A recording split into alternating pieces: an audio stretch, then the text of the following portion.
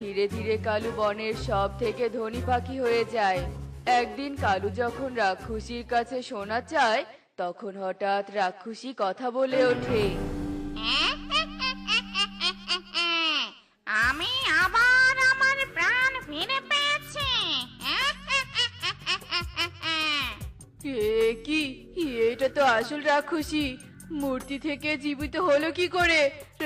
রাক্ষসী, তুমি জীবিত হলে কি করে? তুই আমাকে আমার প্রাণ ফেরাতে সাহায্য করেছিস। তোর লোভ আমাকে আবার জীবিত করেছে। আমি এক অভিশাপে মূর্তি হয়েছিলাম। অভিশাপ কাটানোর জন্য আমার এক লোভী পাখির দরকার ছিল। যদি আমি প্রতিনিয়ত লোভী পাখিকে অর্থ সম্পত্তি দিতে থাকি, তবে আমার অভিশাপ কাটবে, এটা বলা ছিল। তবে তো আমি তোমার উপকার করেছি। আমি তো তোমার বন্ধু, আমাকে তুমি কিছুই করবে না। আমার কোনো বন্ধু নেই, আর আমি উপকার মনেও রাখি না। আমার প্রথম শিকার হবি তুই।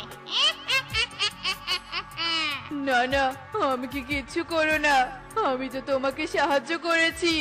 কিন্তু রাক্ষসী তার জাদু শক্তি প্রয়োগ করে কালুকে একটা খাঁচায় বন্দি করে ফেলে। না না, এক্ষুনি তোকে খাবো না। যেহেতু তুই আমাকে অভিশাপ থেকে মুক্ত করেছিস, তাই আমি তোকে সবার শেষে খাবো।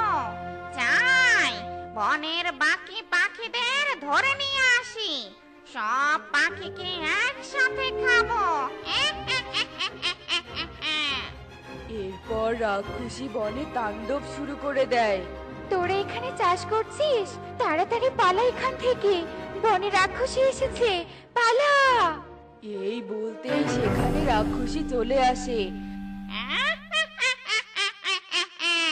পালিয়ে যাবি কোথায়? এবার সকলকে আমার হাতে মরতে হবে।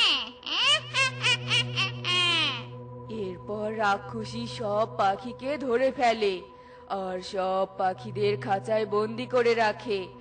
আমি তোকে আগেই বারণ করেছিলাম কালু, এই নতুন ঘর চুরি করিস না। দেখলি তো, আজ তোর জন্য পুরো বন বিপদে পড়লো।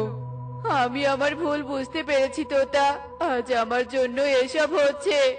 আমার লোভের ফল পুরো বন ভোগ করছে।